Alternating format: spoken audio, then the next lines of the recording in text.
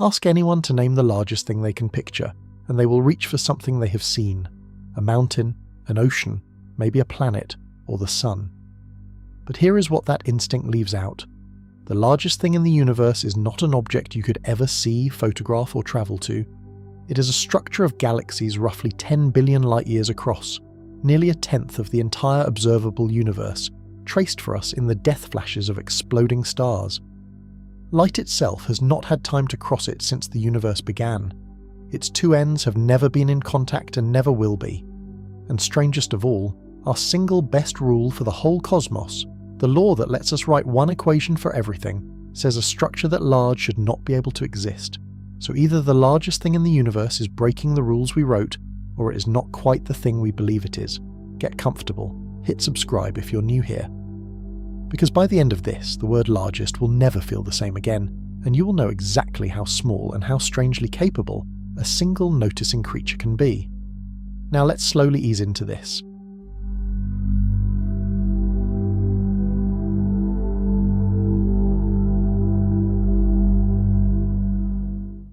Part 1. The map made of dying light. Somewhere above you, in a patch of sky most people have never once looked at on purpose, there is a thing so large that the word large stops doing any useful work. To see it, you have to abandon almost everything your senses were built to handle. You cannot point a finger at it. You cannot photograph it. You could travel toward it at the speed of light for the entire present age of the universe, and you would not arrive, because the thing is wider than the distance light has been able to cross since time began, and yet we know it is there, or we think we do, because a handful of human beings sat with a list of the most violent explosions in existence, and noticed that the explosions were not scattered evenly. They were leaning. They were piling up, all in one direction, all at roughly one distance, as if something out there was gathering them. That is where this begins, with a map drawn in dying light. In the year 2014, a small team of astronomers in Hungary, led by a researcher named István Horváth, working with his colleagues Jon Hercules and Zsolt Bagoli, were not hunting for the largest object in creation. They were studying gamma-ray bursts. A gamma-ray burst is the single most powerful kind of explosion the universe knows how to make. When a giant star runs out of fuel and its core collapses into a black hole, or when two neutron stars that have been circling each other for 1 billion years finally fall together, the event releases, in a few seconds, more energy than our sun will radiate across its entire 10 billion year life. For those few seconds, that one dying star outshines everything else combined. What makes these bursts useful, almost miraculous, is that they are bright enough to be seen across nearly the whole observable universe. Most galaxies are far too faint to map at the greatest distances. Their light thins out and drowns in the dark long before it reaches us. But a gamma-ray burst is a flashbulb that goes off in a distant galaxy, and, for a moment, announces exactly where that galaxy is. Each burst is a pin dropped on the map of the cosmos, and the pin marks a place where matter has gathered, where stars have formed and lived and died. Collect enough of these pins and you start to see, faintly, like a photograph slowly developing, the architecture of where things are. So Horváth and his colleagues took the catalogue of bursts that had distances attached to them, and they did something very simple. They asked whether the bursts were spread out evenly across the sky and across distance, the way they should be if the universe is the smooth, uniform place our theories say it is, and the answer came back wrong. Toward two constellations, Hercules and Corona Borealis, the Northern Crown, at a particular range of enormous distances, there were far more bursts than there should have been. The excess was not subtle. It was not the kind of thing that disappears when you squint. There were roughly twice as many bursts in that direction, at that distance, as random chance would ever produce. When you find a clustering of bursts, you are really finding a clustering of the galaxies that made them, because bursts only happen where stars are. And a clustering of galaxies that large, stretching across that range of distance, implies a single connected structure of almost unimaginable size. When they measured it, the number that came out was close to 10 billion light-years across. Let that sit for a moment, because there is no honest way to make it small. The entire observable universe is about 93 billion light-years from one side to the other. This one structure, if it is real, spans something like 1/10 of everything we can see. It is as if you were handed a map of an entire country and told that a single city on it was the size of 1/10 of the whole nation. They gave it a name, the way you name something you have just met and do not yet understand. The Hercules Borealis Great Wall. The word wall is borrowed from an older tradition in astronomy because the largest structures in the universe really do tend to look like walls, or sheets, or filaments, threads of galaxies strung together across the dark with great empty spaces between them. But no wall ever imagined before came anywhere close to this one. The moment it was announced, it became the largest single structure ever proposed in the history of science. It dethroned every previous record holder at a stroke, and some of those record holders had themselves seemed impossibly, almost offensively large when they were first found. Now here is the part that turns a discovery into a mystery, and it is the thread we are going to follow for the next 2 hours, so hold on to it. The problem with the Hercules Borealis Great Wall is not that it is big. We expected the universe to be big. We have made our peace, more or less, with billions of galaxies and billions of years. The problem is that it is too big. It is too big in a very specific and dangerous way, a way that does not just stretch our imagination but actually collides with the rules we wrote down to make the universe describable in the first place. There is a law, not a law of nature exactly, but a founding assumption of modern cosmology that says no structure in the universe is allowed to be this large, and this structure is more than 20 times over that limit. That is the strange shape of the thing we are circling tonight. We did not go looking for a monster. We were simply mapping where stars die, plotting the locations of explosions the way you might plot lightning strikes on a weather chart to find the storm, and the map showed us something the rulebook says should not be on it. The universe, in its most violent language, in the death flashes of its largest stars, drew us a picture of a thing that, by our own best understanding, ought to be impossible. I want you to notice how we came to know this, because it tells you something quiet and important about what kind of creatures we are. We did not sail to this structure. We did not send a probe. We will never touch it, never orbit it, never see it resolve into individual galaxies through any telescope we could ever build, because by the time its light has crossed the gulf to reach us, it has travelled for the better part of the age of the universe and faded almost to nothing. Everything we know about the largest thing in existence we know by reading. We read the faint pattern in a list of explosions. We read shadows and flickers and the slow reddening of ancient light. We are a small thing that learns about enormous things by paying very, very close attention to the messages that arrive, long after they were sent, from objects that may no longer exist in the form we are seeing, and that is worth sitting with, because it is going to matter at the end of this. For now, simply hold the image, a patch of sky toward the crown and the strongman of the old star maps, a pile-up of the universe's most violent deaths, all leaning one way. A structure 10 billion light-years wide sketched for us in dying light, and a rule waiting in the next part that says it cannot be there. Let me say a little more about these explosions, because the fact that we can use them as a map at all is its own small miracle. A gamma-ray burst lasts only seconds, sometimes only a fraction of a second, and in that brief flash it releases its impossible energy in the form of gamma rays, the most energetic light there is, light that can only be seen by satellites above our atmosphere because the air would absorb it long before it reached the ground. For decades after we first noticed them, we did not even know how far away they were, and there was a real argument about whether they were happening nearby in our own galaxy or out at the edges of the universe. The answer, when it came, was the more extreme one. They are mostly enormously distant, billions of light-years away, which means that for us to see one at all, it must be almost unthinkably bright at the source. That brightness is exactly what makes them useful. A faint galaxy at 10 billion light-years is invisible to us. But a gamma-ray burst at that same distance announces itself across the whole observable universe, a single point of the most violent light, marking the grave of a star and, with it, the location of the galaxy that star lived in. So when astronomers collect these bursts and pin distances to them, they are building a map of the cosmos out of its rarest and most extreme events, a constellation not of stars but of stellar deaths. It is a sparse map full of gaps, because bursts are uncommon and we only catch the ones pointed roughly our way. But sparse as it is, it reaches further than almost any other kind of map we can make, all the way out to where ordinary galaxies fade into the dark. That reach is precisely why the burst could reveal a structure 10 billion light-years across when nothing else could. You need a tracer that shines across the whole universe to map a thing that spans a tenth of it. The universe, in other words, gave us exactly the tool we needed to find its largest figure, and the tool was the death of its largest stars. Before we go to that rule, one honest caution, because this channel does not sell you certainty it does not have.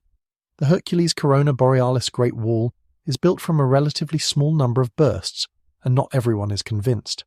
Some astronomers look at the same data and see a trick of how the bursts were collected rather than a true mountain of matter. We are going to take that doubt seriously later, when we are strong enough to hold it. But even the doubters agree on the deeper question that the wall forces us to ask, the question that does not go away no matter how the wall itself turns out. What is the largest thing that is allowed to exist, and how do we, who are so unspeakably small, even begin to compare ourselves to it? That question is the spine of everything that follows. So let us begin to build the ladder that lets us climb toward an answer. Part 2. The rule that forbids it. To understand why a structure can be too big, you have to understand a single idea that sits underneath almost all of modern cosmology, holding it up the way a foundation holds up a house. The idea has a formal name, the cosmological principle, but the principle itself is so simple that you could explain it to a child. It says that the universe, on a large enough scale, is the same everywhere and the same in every direction. There is no special place. There is no center. There is no edge with a different kind of cosmos beyond it. Wherever you stand, and whichever way you look, once you zoom out far enough, you see the same average picture, the same density of galaxies, the same kind of structure, a universe that has, in the largest view, no features at all, only a smooth and even glow of matter spread through space. This sounds almost like a poem, but it is doing enormous work. It is, in fact, the assumption that makes cosmology possible as a science. Think about what we're trying to do. We're trying to write down equations that describe the entire universe, all of it, billions of galaxies across billions of light years, with a few lines of mathematics. That should be insane. How could a handful of symbols capture something so enormous and so varied? The answer is that it can, but only if the universe is far down, simple. Only if it is the same everywhere. If every region is statistically like every other region, then you only have to describe one region, and you have described them all. The cosmological principle is the permission slip that lets us treat the whole universe as one thing, governed by one equation, with one history. And that equation exists. It comes out of Einstein's theory of gravity, his general theory of relativity, and when you feed in the assumption that the universe is smooth and the same in all directions, it gives you a single elegant description of an expanding cosmos. That description is the backbone of the Big Bang model. It tells us how fast the universe is growing, how old it is, how it has cooled and thinned across 13.8 billion years. Every number you have ever heard about the universe as a whole, its age, its expansion rate, the proportions of ordinary matter and dark energy, all of it is calculated inside a framework that assumes, at the very first step, that the universe is smooth on large scales. Pull that assumption out and the whole structure wobbles. But here is the thing about the word smooth. The universe is obviously not smooth on small scales. Look around. You're sitting in a room, on a planet, near a star, and all of those are dense islands of matter floating in enormous emptiness. Go larger, and the lumpiness only gets more dramatic. Stars cluster into galaxies. Galaxies cluster into groups. Groups cluster into clusters, and clusters string together into long filaments and sheets, with great hollow voids between them, so that a map of the nearby universe looks less like a smooth fog and more like a tangle of cobwebs, or the branching of nerves or foam. Astronomers call this the cosmic web, and it is one of the most beautiful patterns in all of nature. Matter is not spread evenly. It is gathered into threads and walls around bubbles of nearly perfect emptiness. So how can the universe be both lumpy and smooth? The answer is scale, and this is the crucial idea. The lumpiness is real, but it is supposed to have a size limit. As you zoom out, the lumps are meant to get relatively smaller and smaller compared to the field of view, until eventually, if you pull back far enough, the cobweb pattern averages away into an even grey. Imagine a beach. Up close it is nothing but individual grains and pebbles, wildly uneven, full of pits and ridges. But step back, and the beach becomes a smooth tan surface. The roughness does not disappear. It just becomes small compared to the whole, until it no longer matters. The cosmological principle says the universe is like that beach. There is some scale, some stepping back distance, beyond which all the structure blurs into uniformity. Astronomers even had a name for that stepping back distance, and it is a wonderful name. They called it the end of greatness. The end of greatness is the scale at which greatness, meaning structure, meaning the dramatic clumping of matter into ever larger objects, was supposed to stop. Below that scale you have galaxies and clusters and walls, the whole hierarchy of grandeur. Above it, nothing new, only the smooth average. For a long time, astronomers placed this end of greatness at around 300 million light-years. That was the size of the largest features anyone expected to find. Beyond a few hundred million light-years, the structure was supposed to run out. The universe was supposed to finally, mercifully calm down. When you put numbers on it carefully, using the standard model of cosmology and large computer simulations of how matter should clump under gravity, you get a ceiling. The exact figure depends on how you measure, but a commonly quoted upper limit for the size of any single coherent structure is around 1 billion to 1.2 billion light-years. That is the line in the sand. Nothing, the model says, should be meaningfully larger than that. Push past it, and you're no longer looking at a lump in a smooth universe. You are looking at something that violates the smoothness itself, a feature so large that the universe can no longer be called the same in every direction. Because here is a direction with a colossal thing in it, and over there is a direction without. Now you can feel the collision coming. The end of greatness sits at a few hundred million light-years, and the hard ceiling sits around 1 billion, and the Hercules Borealis Great Wall is 10 billion light-years across. It is not a little over the line. It is not the kind of exception you can wave away with a shrug and a rounding. It is more than 20 times larger than the largest thing the rules permit. It is as if you had a law of physics that said no, wave on the ocean can be taller than a house. And then one morning a wave rolled in that was 20 houses high, and kept rolling, and did not break. This is the moment I want you to feel, because it is the emotional centre of everything we are doing tonight. It is easy to hear that the universe is big and feel a pleasant, manageable sense of wonder. That feeling is comfortable. It does not threaten anything. But this is different. This is not the universe being big. This is the universe being bigger than our single best rule for it allows. The cosmological principle is not some minor footnote. It is the assumption that lets us write one equation for everything, that lets us speak of the age of the universe and the expansion of the universe as if those phrases mean something definite, and the largest thing we have found appears to break it. The floor we have been standing on, the smoothness we assumed, has a crack running through it 10 billion light-years long. It helps to know how we learned that the universe is lumpy in the first place, because the cosmic web was not obvious and it was not expected.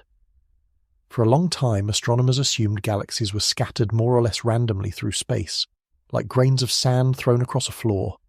It was only when we began the painstaking work of measuring distances to thousands and then millions of galaxies, turning a flat map of the sky into a real three-dimensional model, that the true pattern appeared, and it astonished everyone. The galaxies were not random at all. They were strung along threads, gathered into walls and sheets, clustered at the junctions where threads met, and almost entirely absent from enormous rounded hollows, the voids, which take up most of the volume of the universe.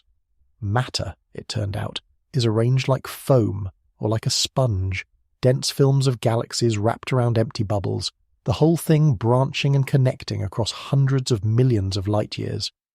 And there is even a natural ruler built into this foam, a characteristic size that the universe prefers. In the hot early cosmos, before there were any galaxies, sound waves rippled through the glowing plasma, and when the universe cooled and those waves froze in place, they left a faint preferred spacing in how matter is distributed, a gentle tendency for galaxies to cluster at separations of around 500 million light-years. Astronomers use this built-in ruler to measure the universe, and its existence tells us something important for tonight.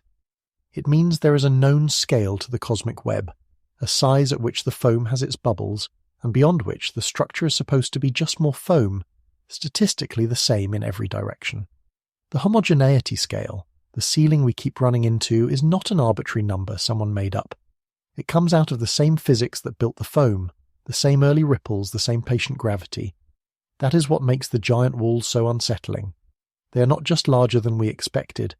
They are larger than the physics of the foam says any single feature should be allowed to grow.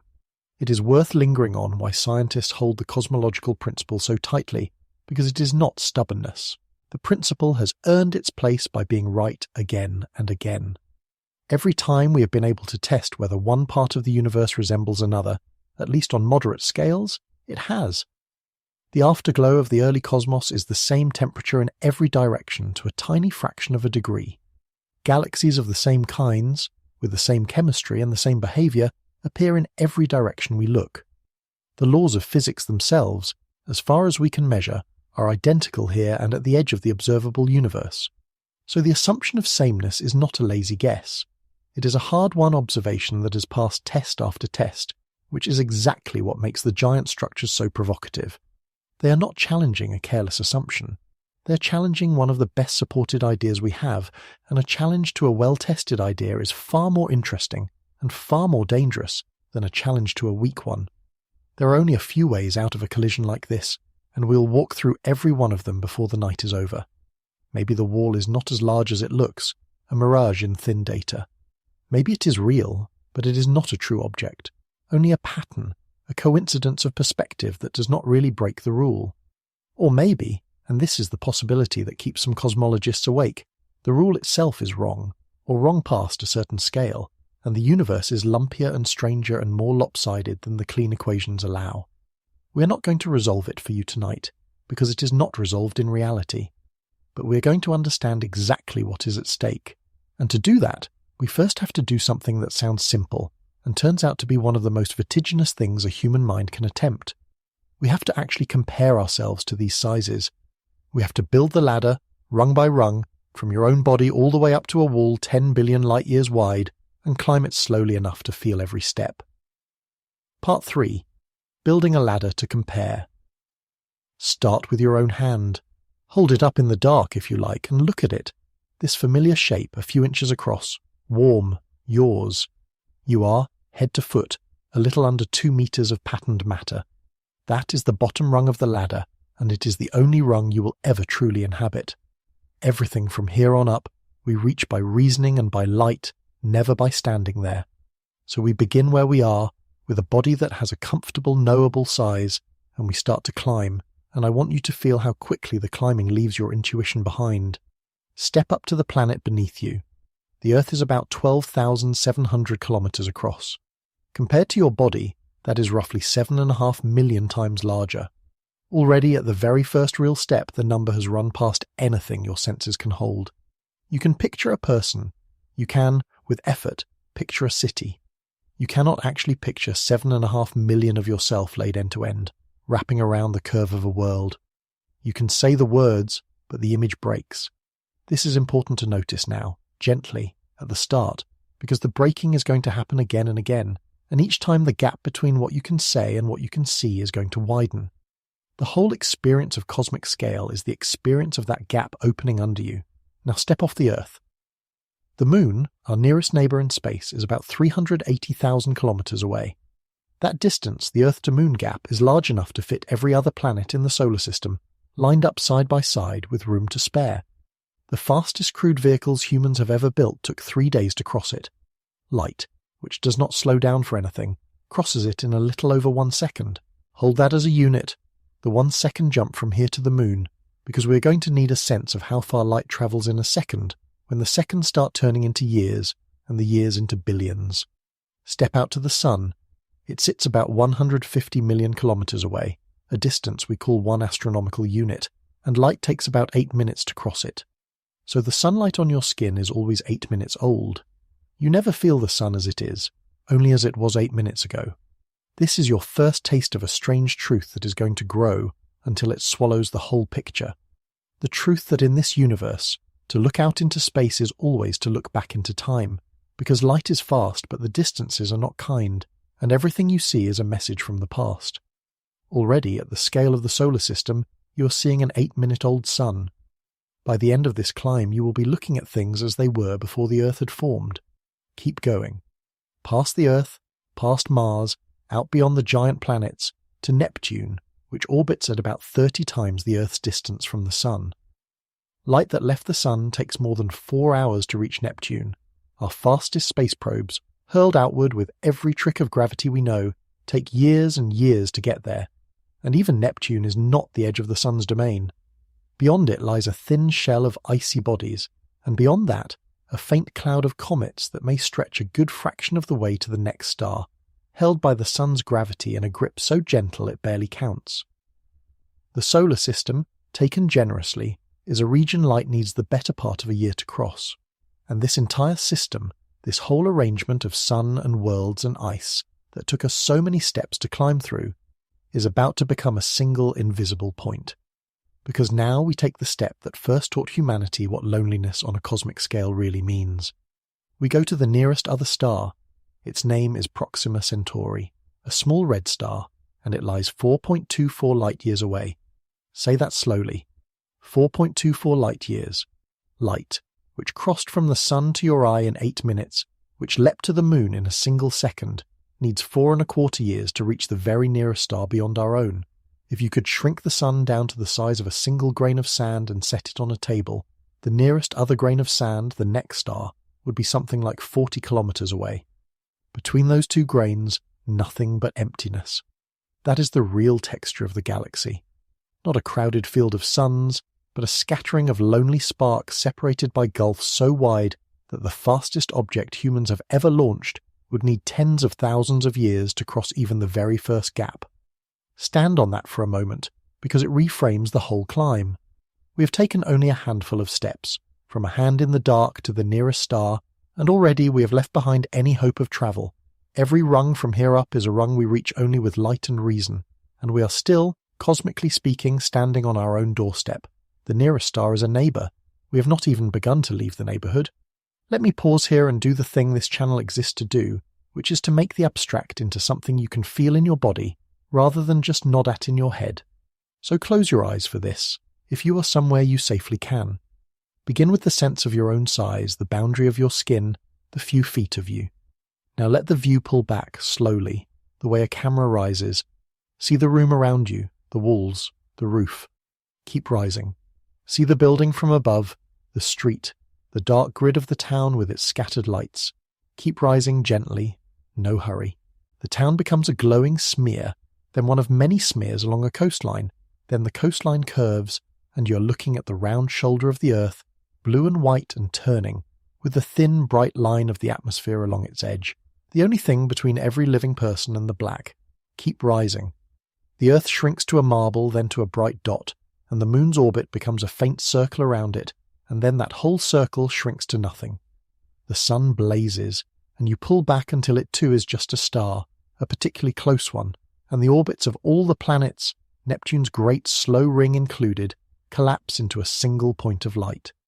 You're now floating where no probe has ever been, looking back at the solar system as one spark among the dark, and around you, scattered through an immense and patient emptiness, other sparks, each one a sun, each one separated from the next by years and years of light. You're inside the galaxy now, but the galaxy is so large that from here, surrounded by its nearest members, you cannot yet see its shape. Hold that floating moment, that first real silence, because we are about to pull back much, much further, and the sparks themselves are going to become a single point. You might reasonably wonder, at this point, how we even know these distances, whether all of this is built on guesswork. It is not. The first rungs of the ladder are measured with something as simple and solid as geometry. Hold a finger up at arm's length and look at it with one eye, then the other, and it appears to jump against the background. That jump, that shift of viewpoint is parallax, and astronomers use the same trick on a grander scale, looking at a nearby star from opposite sides of the Earth's orbit and measuring how it shifts against the distant background. From that tiny shift, pure trigonometry gives the distance, no assumptions required. This is how we first proved, in the 1800s, that the stars were light years away. For the more distant rungs we use other methods, certain kinds of stars and exploding stars that have a known true brightness, so that how faint they appear tells us how far they are. Each method overlaps with the one before it, checking it, so that the whole ladder of distances is cross-braced, measured many different ways that agree. The numbers are large, but they are not made up. They are some of the most carefully checked measurements in all of science, and the loneliness of the spaces between is worth feeling, not just calculating. When I told you that shrinking the sun to a grain of sand would put the nearest other grain some 40 kilometers away, with nothing in between, I want that emptiness to land, because it is the texture of nearly everything. The universe is overwhelmingly, almost entirely empty. The matter we have been climbing through, the stars and worlds and galaxies, is the thinnest scattering of exceptions in a darkness so complete that if you were dropped at random anywhere in the universe, you would almost certainly find yourself in a void between galaxies, with no star close enough to warm you and the nearest galaxy, a faint smudge in an otherwise perfectly black sky. The largest things in the universe are walls of matter, yes, but they are walls drawn around oceans of nothing, and the nothing is the larger part. Keep that in mind as we climb, because when we finally reach the Great Wall, it is not a solid object. It is a denser thread in the foam, a place where the rare exceptions cluster a little more thickly than usual, surrounded, as always, by the dark. There is a reason the numbers run away from us so violently, and it is worth naming plainly. Each step on this ladder is not an addition but a multiplication. We do not go from the Earth to the Sun by adding a fixed amount, and then add the same amount again to reach the next star. We multiply by 10, by 100, by 1,000, at every rung. The human mind handles addition well and multiplication badly, especially when the multiplying repeats. We can feel the difference between 1 and 10, even between 10 and 100, but the difference between 1 billion and 10 billion does not register in the body at all, even though it is the same kind of jump just further along. This is why cosmic scale feels less like a large version of an ordinary distance, and more like a different category of thing entirely. It is not that the universe is far, it is that the universe is far in a way that our intuition, built for the scale of a savanna and a horizon, was never equipped to hold. When you are ready, open your eyes and notice that nothing about your body has changed. You are exactly the size you have always been. It is only your sense of where that body sits that has come loose. That coming loose, that gentle vertigo, is not something to be afraid of. It is the most honest feeling there is, because it matches the actual situation. We really are this small, set in something really this large. And we have barely started.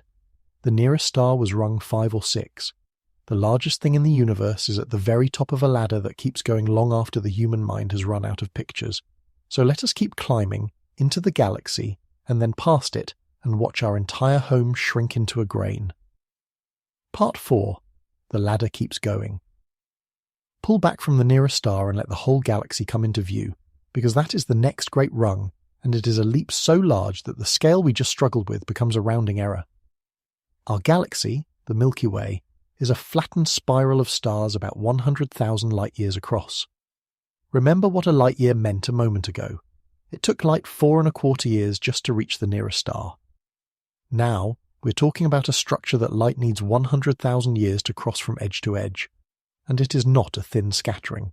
The Milky Way holds somewhere between 100 billion and 400 billion stars, each one a sun, many of them with worlds of their own. Every star you've ever seen with your naked eye in the night sky, every single one, is a member of this one galaxy, and almost all of them are in our own small corner of it. The full galaxy is so large that its light, the combined glow of hundreds of billions of suns, appears to us only as a faint band across a dark sky, because we are inside it, looking along its plane. Try to feel the demotion here, because it is happening quietly and it is real. A moment ago, the nearest star felt impossibly far, 4 years of light away. Now that entire distance, sun to nearest star, is just one small step, taken 20-some thousand times over to cross the galaxy. Our sun is not at the centre of the Milky Way. It sits about 2/3 of the way out toward the edge, in a quiet spur of one of the spiral arms, an ordinary star in an unremarkable suburb, taking about 225 million years to complete a single orbit around the galactic centre. The Sun has made this trip only about 20 times in its entire existence. The last time the Sun was in this same spot in its orbit, the largest creatures on Earth were the early dinosaurs. The galaxy is so large that our home star measures its years in the lifespans of whole epochs of life. Now pull back until the Milky Way itself is a single luminous pinwheel hanging in the dark and look around, because we are not alone at this scale either. There is another great spiral nearby, the Andromeda Galaxy, a little larger than ours, about 2.5 million light-years away. And there are dozens of smaller galaxies scattered around the two of us, dwarf galaxies, faint companions, all bound together by gravity into a single family. We call this family the local group, and it spans about 10 million light-years. So there is another rung, from one galaxy, 100,000 light-years across, to a group of galaxies 10 million light-years across. The jump is a factor of 100, and we made it in a sentence. But the local group in turn is nothing special. It is a small gathering on the outskirts of something far grander. Galaxies do not just form groups. Groups gather into clusters, dense knots where hundreds or thousands of galaxies swarm together, and clusters gather into superclusters. Our local group is being drawn toward a huge collection of galaxies called the Virgo cluster, and the Virgo cluster anchors a still larger region. For a long time we thought that region, the Virgo supercluster, was about as far up the ladder as our home address went. But in the year 2014, the same year the Great Wall was announced, a team led by an astronomer named Brent Tully redrew the map, and what they found was humbling even by the standards of this climb. They traced not just where galaxies are, but how they move, the great slow currents of galaxies flowing through space. And they found that our local group, the Virgo cluster, and a huge surrounding region of galaxies are all flowing together like water in the same enormous basin, all draining toward a common point. They named the whole connected basin Laniakea, a Hawaiian word meaning immense heaven. Laniakea is about 520 million light-years across and contains something like 100,000 galaxies. And every one of those galaxies, including ours, including all hundreds and billion stars of the Milky Way, including the Sun and the Earth and you, is just one tributary stream in this single supercluster, sliding toward a region of such concentrated gravity that we call it, plainly, the Great Attractor. Stop and take stock of where we are on the ladder, because the numbers have grown almost too smoothly, and I do not want the growth to slip past you. We started with your body, under 2 meters. We climbed to the Earth, then the solar system, then the nearest star at 4 light-years, then the galaxy at 100,000 light-years, then the local group at 10 million, and now Laniakea at 520 million light-years, a structure holding 100,000 galaxies, of which our entire galaxy is a single member, of which you are an utterly invisible speck. And here is the thing I need you to hold on to as we take the final steps. Laniakea, our home supercluster, immense heaven itself, 520 million light-years of galaxies, is still smaller than the limit. It sits comfortably under the ceiling the rules allow. It does not break anything. It is, by the standards of what is coming, modest. Because the largest thing in the universe, the Hercules Borealis Great Wall, is 10 billion light-years across. Laniakea is 520 million. Divide one by the other, and you find that the Great Wall is something like 20,000 times larger than our entire home supercluster. Everything we have climbed through, every rung, your body and the Earth and the Sun and the galaxy and the local group and immense heaven with its 100,000 galaxies, all of it together would be a faint speck inside the larger structure, a single thread in a tapestry so wide that light cannot cross it in the lifetime of the cosmos. There is a hidden hand holding all of this together, and it is worth naming, because without it the galaxies would fly apart. When astronomers measured how fast galaxies spin and how fast they move within their clusters, they found them moving far too quickly to be held by the gravity of the visible matter alone. By all rights, they should have scattered long ago. Something unseen is holding them, something that has mass and pulls with gravity but gives off no light, and we call it dark matter. It outweighs the ordinary glowing matter by something like 5 to 1, and it forms the real scaffolding of the cosmic web. The threads and walls and clusters we have been climbing through are, underneath, made mostly of this invisible material, with the bright galaxies merely lighting up the densest knots of it, like dewdrops marking the strands of a web we cannot otherwise see. So when we speak of the largest structures, we are really speaking of the largest concentrations of this dark scaffolding, traced for us by the sparse lights that gather where it is thickest. And the flows themselves are worth a moment, because they make the supercluster feel alive rather than static. When Brent Tully's team mapped not just where galaxies are but which way they are drifting, they found great rivers of motion, whole regions of galaxies streaming together. Our own galaxy and everything near it is being pulled toward that concentration we called the Great Attractor, and at the same time pushed, gently, from the opposite side by a region strangely empty of galaxies, a sort of cosmic low-pressure zone that repels rather than attracts.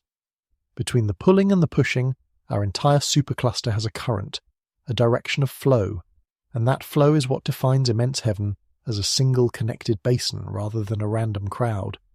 It is a humbling picture. Even the grandest home we can lay claim to, 520 million light-years of galaxies, is not still. It is water sliding downhill in the dark toward a destination it will take billions of years to approach, carrying us along without our ever feeling the motion.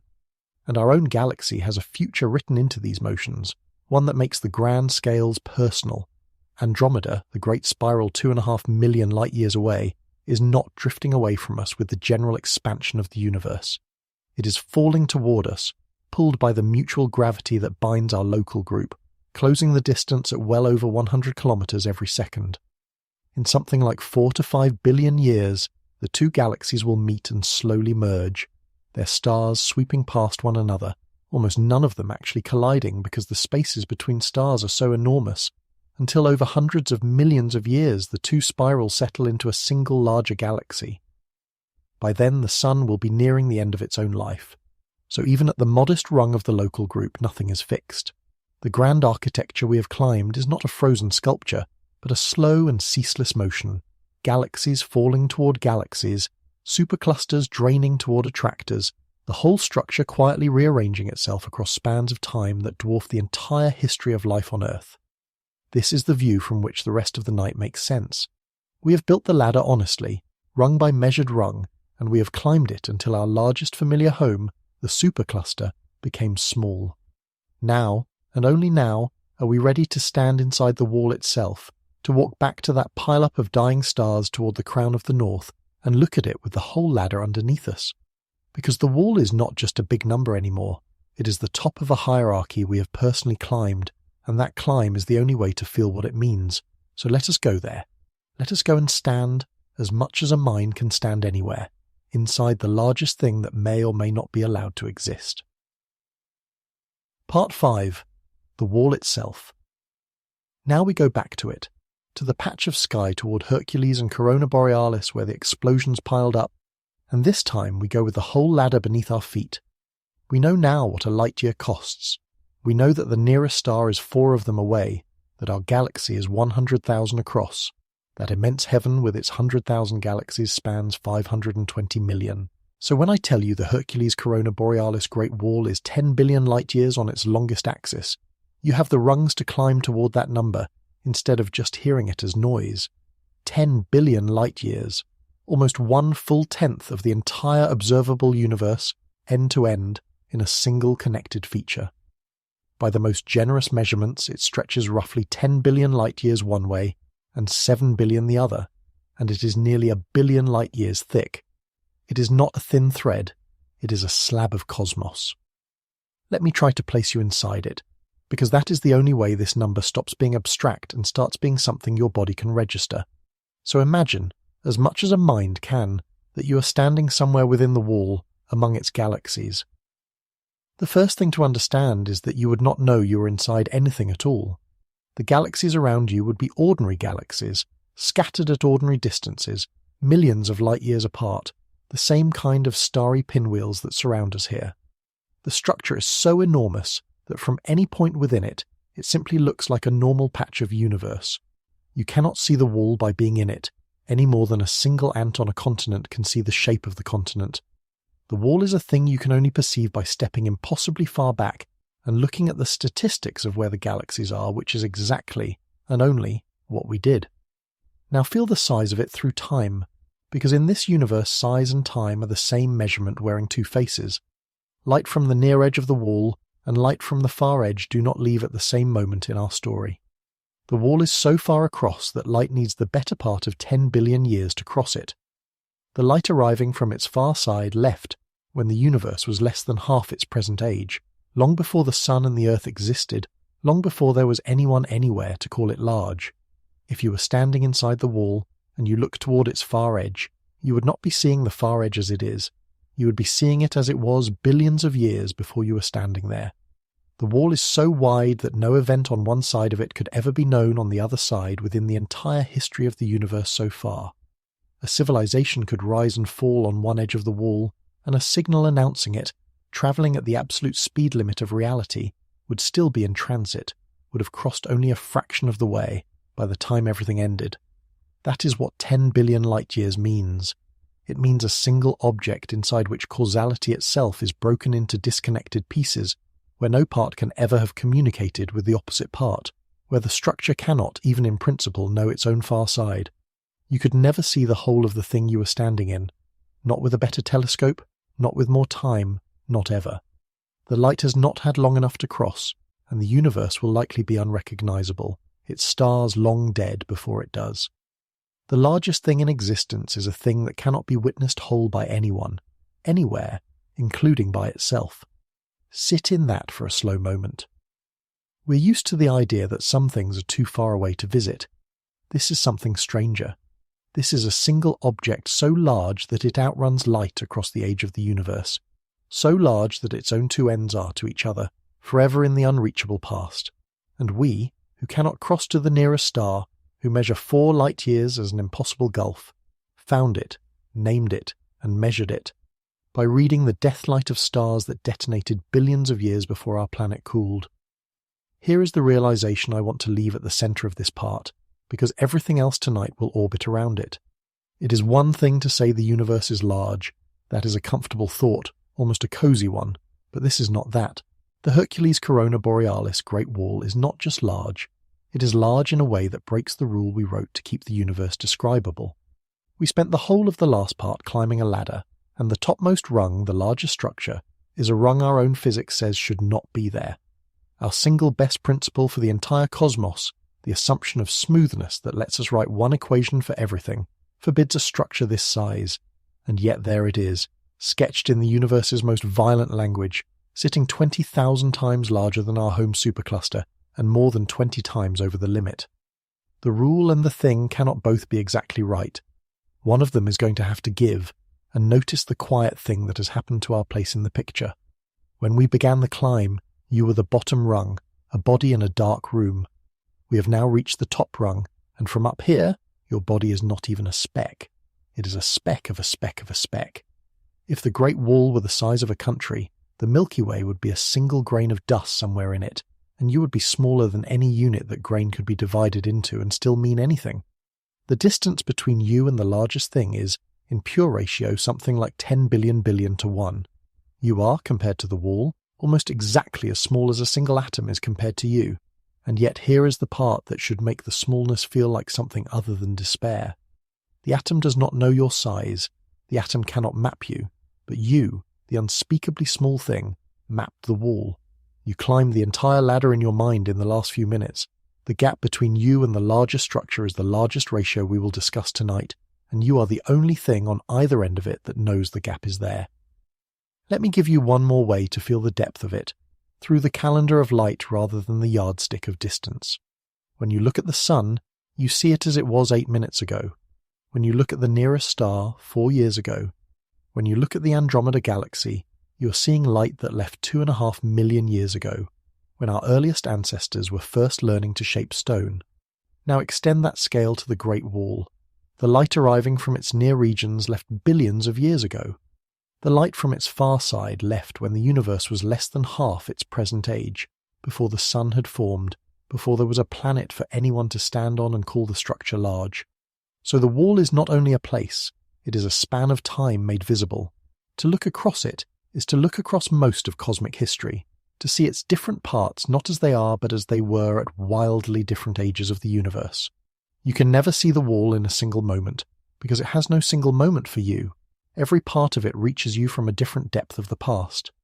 This is why I keep returning to the idea that the wall cannot witness itself, because it is the strangest property of any object I know. We're used to thinking of an object as a thing whose parts exist together, now in a shared present, able in principle to affect one another. A bell rings and the whole bell vibrates, but the Great Wall has no shared present.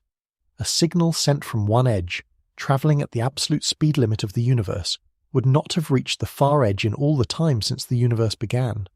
The two ends are to each other in a permanently unreachable past and an equally unreachable future, forever out of contact. If the wall is a single object, it is an object none of whose parts can ever know the rest. An object that exists only as a statistical whole, that no observer inside it, and no part of it, could ever assemble into a single experience. It is whole only to us, the distant readers, who see its scattered ancient light arrive together on our small world and add it up into a shape. The wall is one thing only in our minds. In its own being, it is a billion disconnected pieces that have never met. There is a way to picture the sheer fraction of everything that this one structure occupies, and it is worth doing slowly.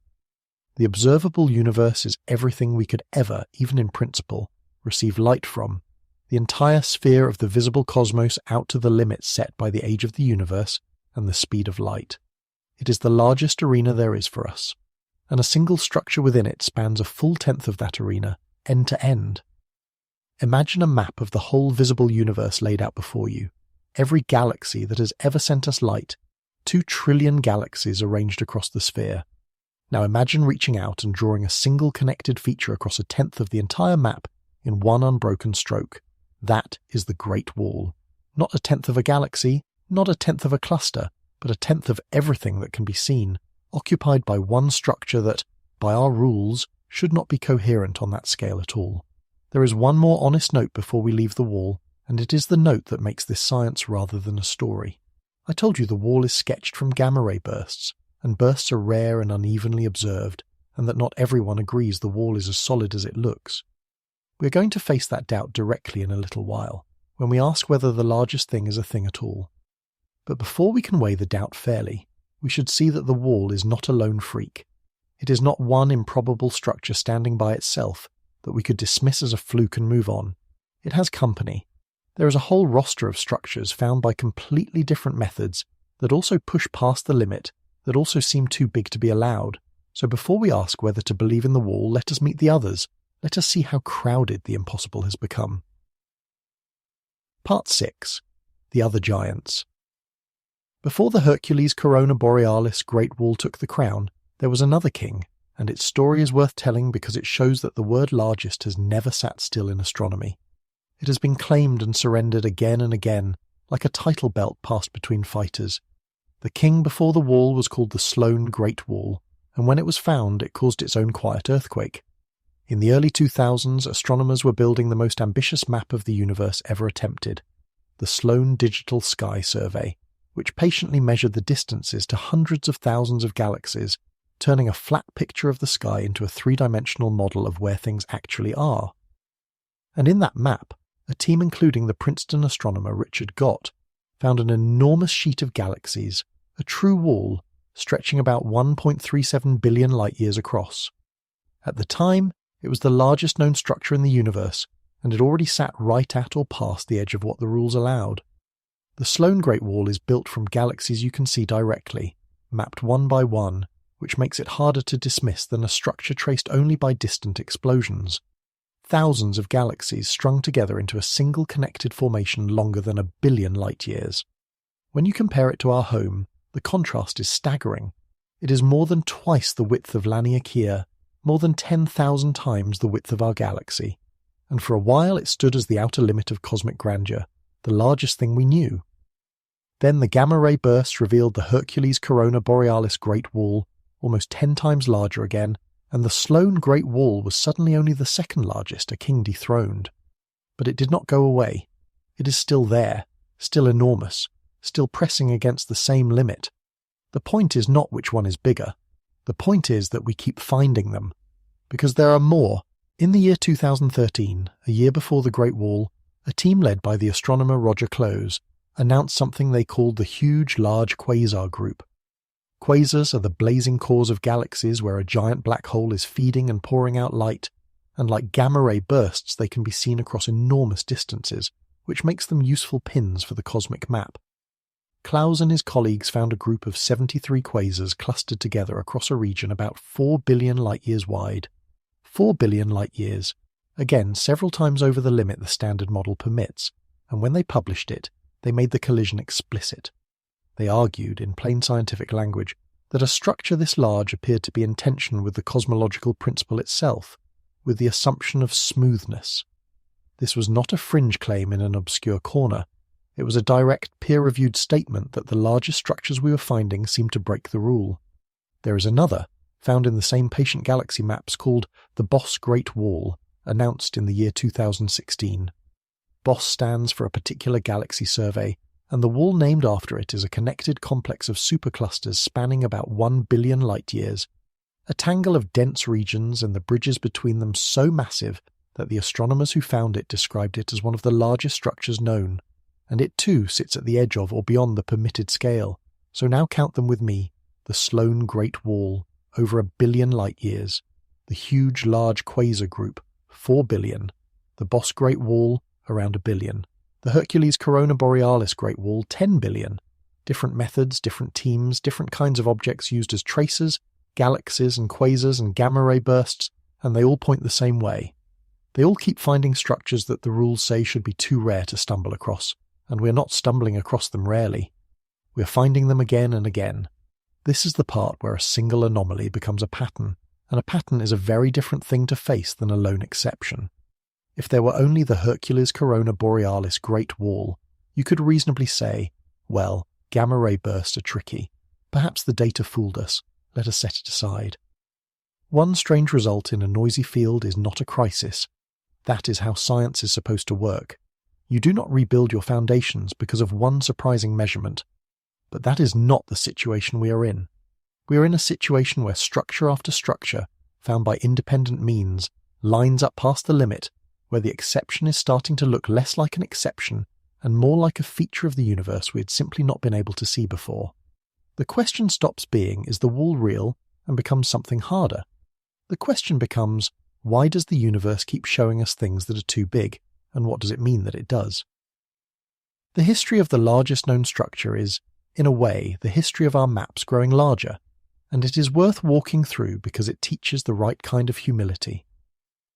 Before the Sloan Great Wall, the record was held by an earlier wall found in the late 1980s by the astronomers Margaret Geller and John Huchra, who were among the first to turn the sky into a three-dimensional map by patiently measuring galaxy distances one at a time.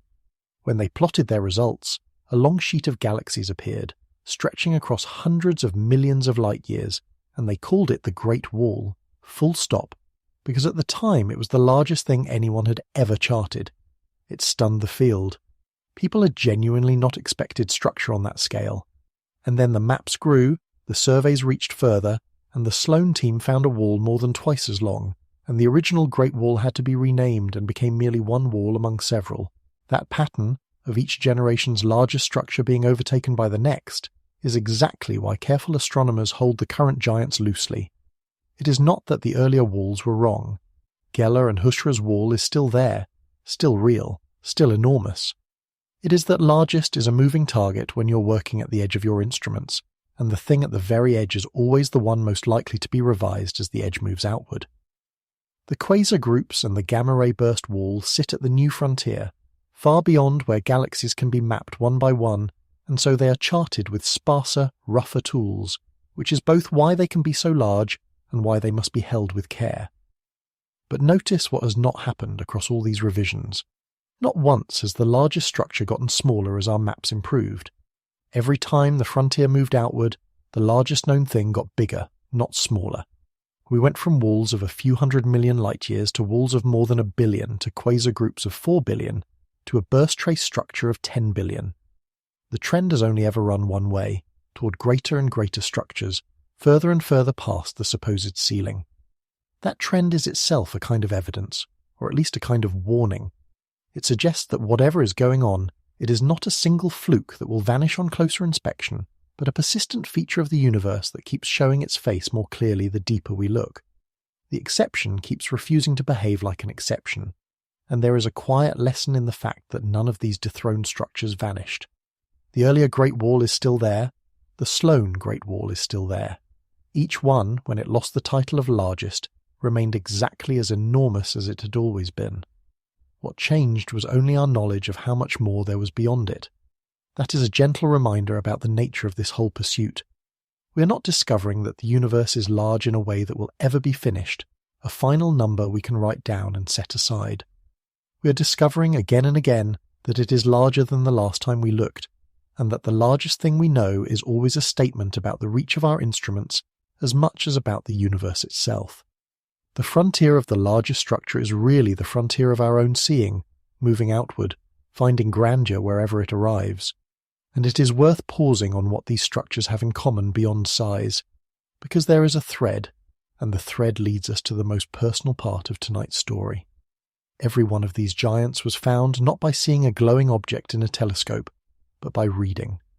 By taking lists of distant beacons, galaxies and quasars and the death flashes of stars, and looking for patterns in where they sit. The largest things in the universe do not announce themselves. They do not shine as holes.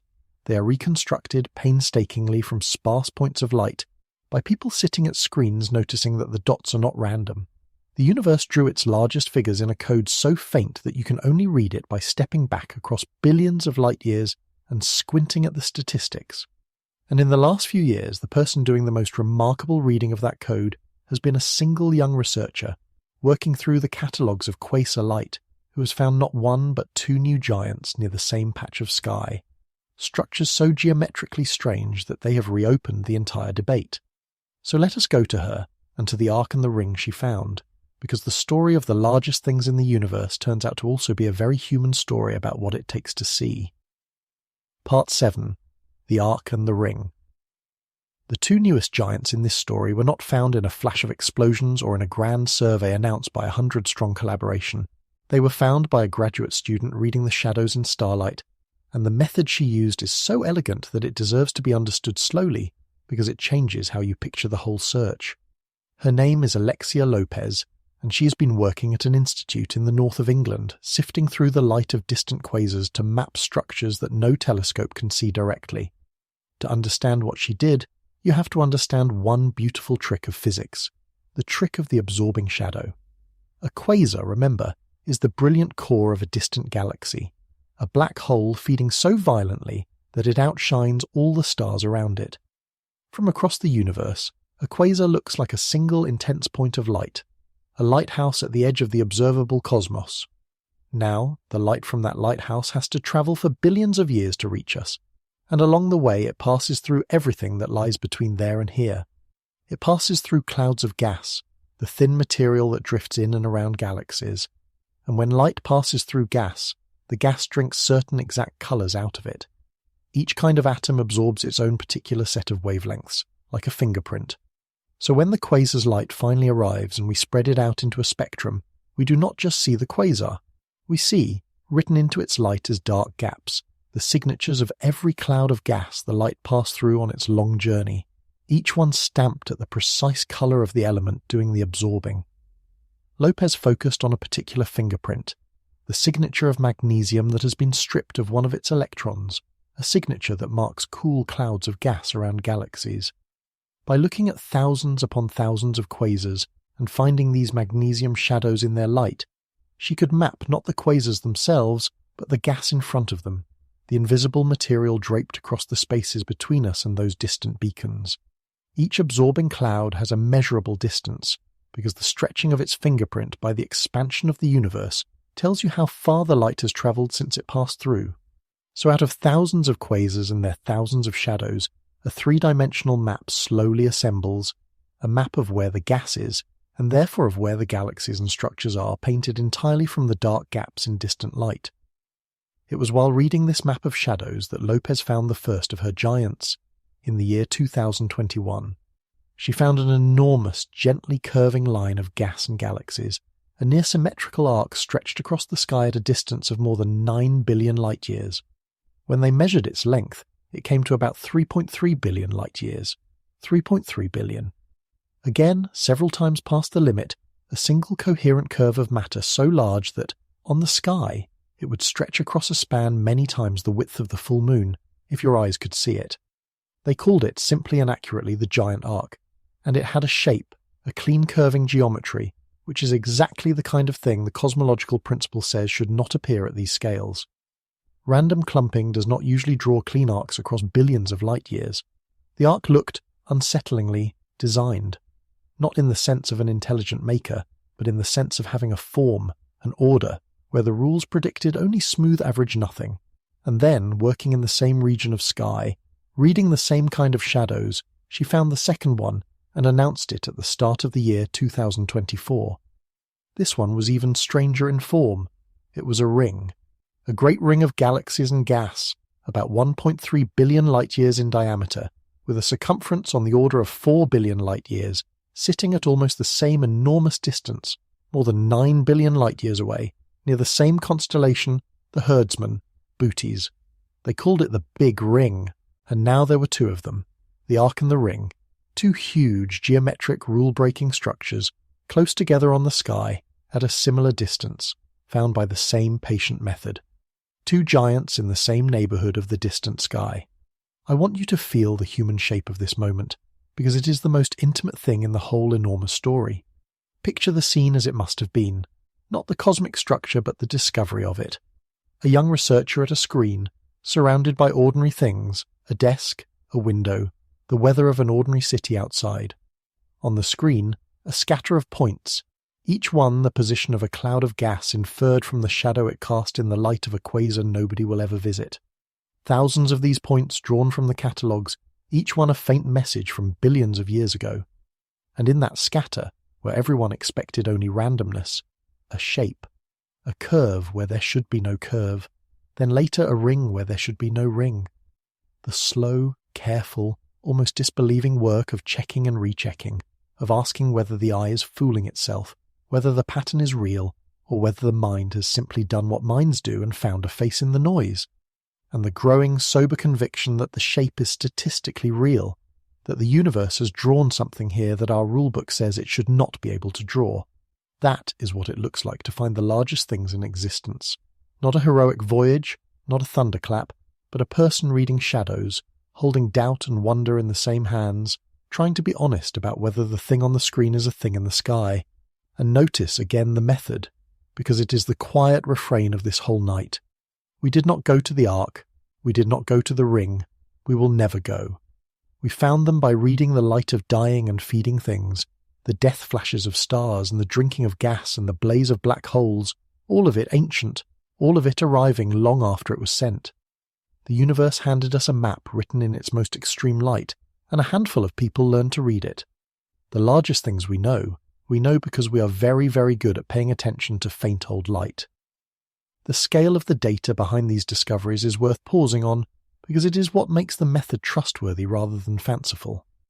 The great surveys of quasars have catalogued the light of hundreds of thousands of these distant beacons, spread across enormous areas of the sky, each one with its light split into a spectrum and searched for the telltale shadows of intervening gas. Out of that immense library of light, the magnesium signatures number in the tens of thousands, each one a measured point in space, each with a distance derived from how much the expansion of the universe has stretched its fingerprint. So when a structure emerges from this map, it is not drawn from a handful of points where the eye might easily fool itself. It is drawn from thousands of independent measurements, each one a real cloud of gas in front of a real quasar, assembled into a three-dimensional picture by careful and repeatable computation. That is what gives the Ark and the Ring their weight. They are faint and they are arguable, but they are built from a great deal of honest data, and the way the team tests them is exactly the way a skeptic would demand. To ask whether a ring is real, you do not simply admire its shape. You ask how often a scatter of points with no real structure would, by pure chance, happen to fall into a ring as clean as this one. You generate many imaginary universes full of randomly placed points, and you count how often a ring appears by accident, and you compare. When the team did this for the Big Ring, they found that a structure that clean and that large appears by chance only very rarely, which is what it means to call it statistically significant. It does not prove the ring is a bound object. It proves the shape is unlikely to be pure coincidence. That is a real and important distinction, and it is the kind of careful, bounded claim that separates science from wishful seeing. There is something almost poetic about the fact that the same region of sky, near the herdsman, keeps yielding these giants, and it sharpens a worry we have been circling. If the Ark and the Ring are both real, and both enormous, and both sit at a similar distance in a similar direction, then perhaps they are not two separate oddities but two visible pieces of a single arrangement larger than either, a pattern in the matter of the early universe on a scale that our standard model simply forbids. Or perhaps the same patch of sky keeps yielding shapes because that is where this particular researcher has looked most carefully, and a careful eye trained on any patch of a foamy universe will eventually find arcs and rings in the froth. Both readings are alive, The same humility cuts both ways. The structures are either telling us something profound about how matter is organized on the largest scales, or telling us something profound about how readily a pattern-seeking mind finds figures in a scatter, and the honest scientist holds both possibilities open until the data decides. Step back from the science for a moment and consider what kind of act this really is. A person sits in an ordinary room, and by reading the shadows that distant gas has cast in the light of black holes at the edge of the observable universe, reconstructs the shape of a structure billions of light years across that no human will ever see directly. There is no instrument that takes a picture of the arc or the ring. There is only the patient gathering of thousands of faint signals and the careful arithmetic that turns them into a map.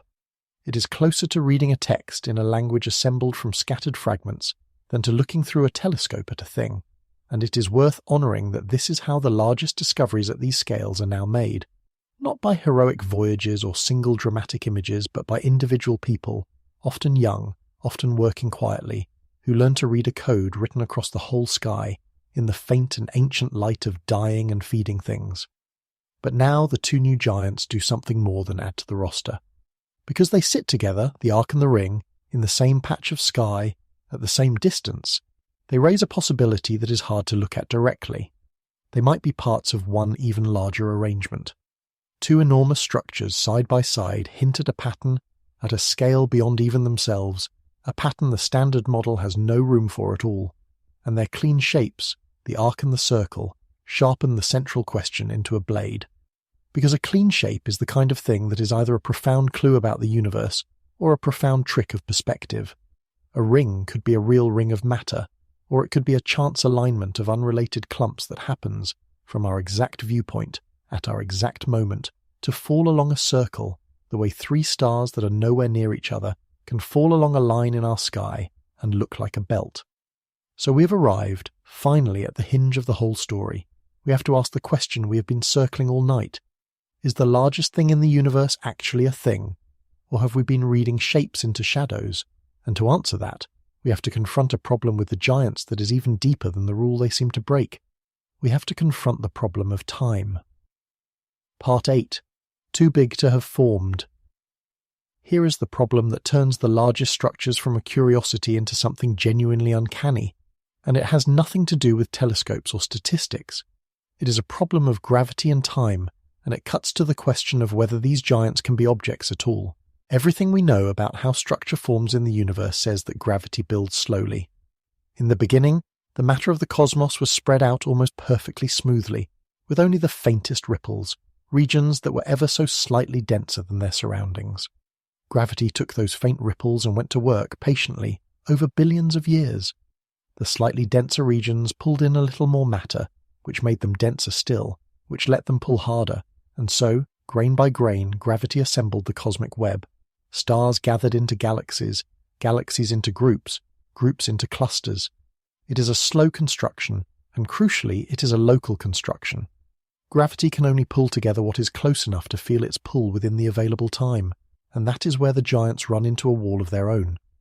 For matter to gather into a single bound object, the different parts of that object have to have been able to influence each other, to pull on each other, to coordinate their falling together. But influence cannot travel faster than light. Nothing can. So for a structure to have assembled itself by gravity into a connected, bound thing, light must have been able to cross it many times over during the age of the universe, carrying the gravitational conversation back and forth, letting the parts find each other and fall in. Now think about what that means for a structure 10 billion light-years across. Light has had less than 14 billion years to travel since the beginning. A structure 10 billion light-years wide is so large that light has barely had time to cross it even once, let alone the many times needed to pull it together. The two ends of the Hercules Borealis Great Wall have never been in contact. They could not have coordinated anything. Gravity has not had time to build this as a single object. It is, by the clock of the universe, impossible to have assembled. Sit with the strangeness of that, because it forks the whole question in two. If gravity cannot have built a structure this large in the time available, then there are only two honest possibilities, and they pull in opposite directions. The first possibility is that the structure is not a bound object at all. It is not a thing in the way a galaxy is a thing, gathered and held together by its own gravity. It is something looser, a pattern, an overdensity, a region where the cosmic web happens to be thicker than average, but not an object that has pulled itself into a unit.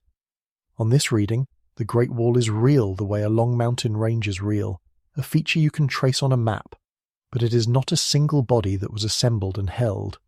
It is a coincidence of the terrain, a place where the threads of the web run dense, no more pulled together into one thing than a continent is pulled together into one stone. And the second possibility, the one that keeps people up at night, is that our understanding of how and when structure forms is incomplete, that the universe has found ways to organize matter on scales and timelines our models do not allow. This would be the more revolutionary reading, and it is the less favored one, but it cannot simply be dismissed because the giants keep appearing. But it is the first possibility I want to dwell on, because it does something quietly devastating to the very thing we have been chasing all night. We set out to find the largest thing in the universe. We climbed a ladder to it. We stood inside it.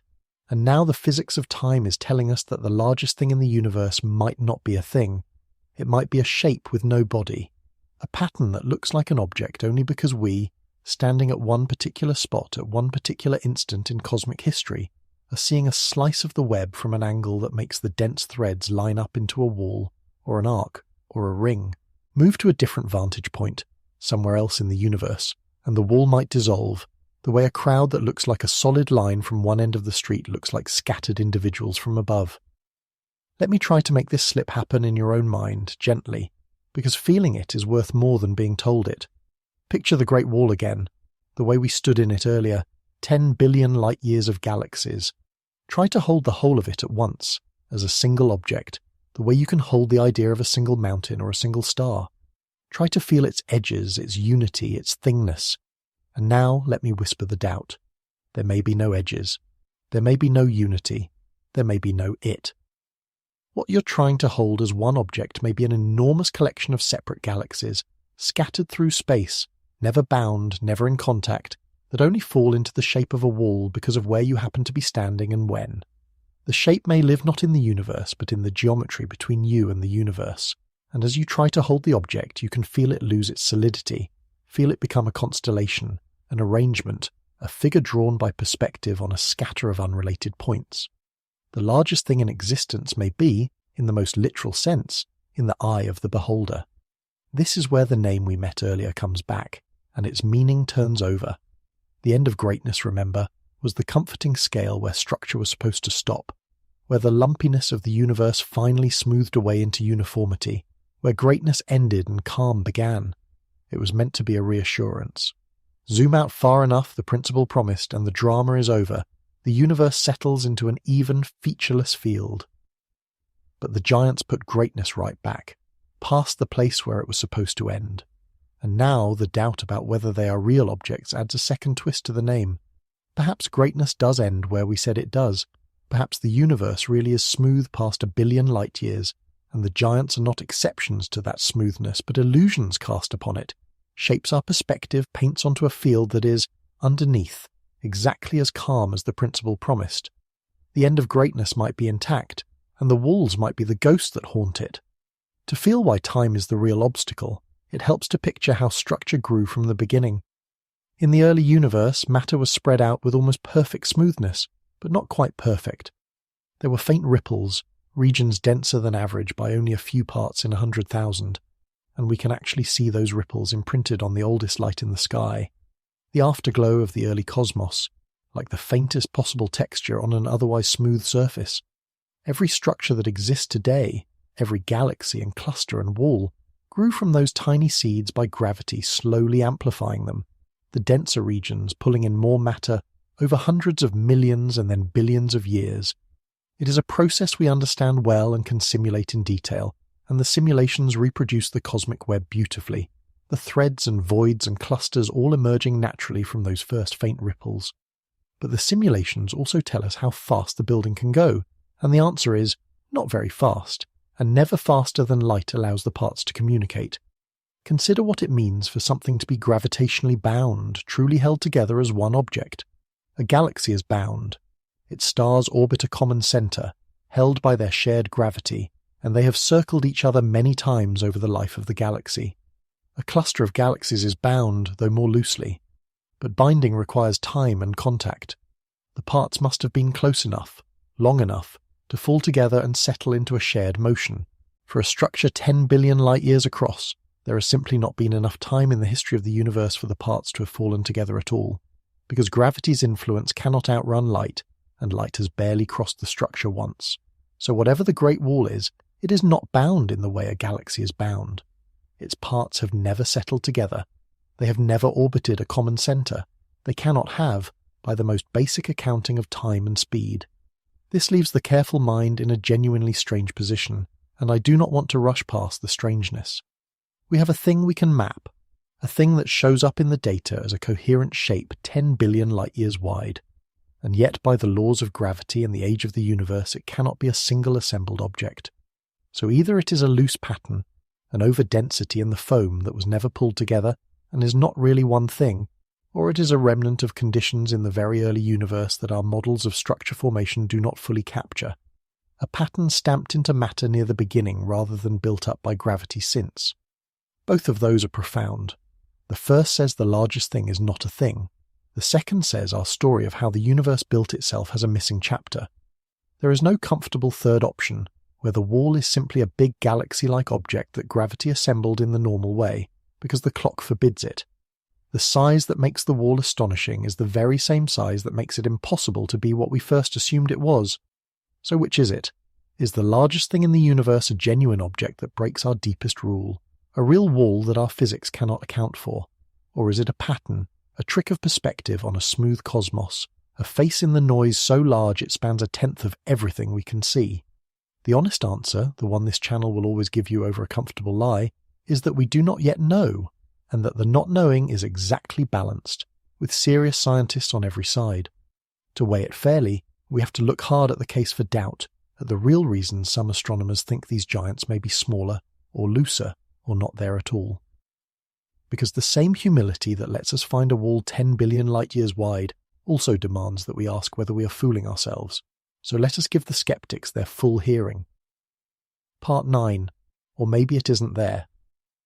Let us be the doubters now, fully and fairly, because a wonder that cannot survive doubt was never worth much to begin with. The case against the larger structures is not a case made by cranks. It is made by careful astronomers using the same tools and the same honesty as the people who found the giants, and it deserves to be laid out without flinching. So let us ask with real rigour whether the Hercules Borealis Great Wall, the largest thing we have been circling all night, might simply not be there in the form we have imagined. The first and sharpest doubt is about the very thing that makes the wall visible, the gamma-ray bursts. Bursts are spectacular, but they are also rare and difficult. We do not detect them evenly. A burst only gets into our catalogue if a satellite happened to be watching the right patch of sky at the right instant, and if we manage to pin down its distance afterward, which we can only do for a fraction of them. So the map of bursts is not a clean, even survey of the sky. It is a patchy, uneven thing, shaped as much by where our telescopes were pointing, and how sensitive they were, as by where the bursts actually happened. And when your map is patchy, you can get clusterings that are not real, clumps that reflect the holes in your coverage rather than mountains of matter in the universe. A skeptic looks at the pile-up of bursts toward Hercules and Borealis and asks a deflating but necessary question. Is that a real concentration of galaxies, or is it a place where our detection happened to be a little more complete, a brighter patch on our own uneven map rather than a denser patch of the cosmos? This is not an idle worry, and the people who found the wall know it. When a larger sample of bursts was reanalyzed in the year 2020, the overdensity was still there, which is something. The pattern did not vanish when more data arrived. But the same analysis was honest about the fact that the result is statistically marginal. The wall lives in the data, but it lives there faintly, at the edge of what we can call significant.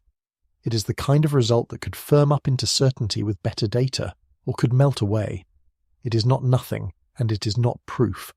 It is a strong hint built on a thin foundation, and a strong hint is exactly the sort of thing that the history of this field warns us to be careful with. Because here is the second great doubt, and it comes from history itself.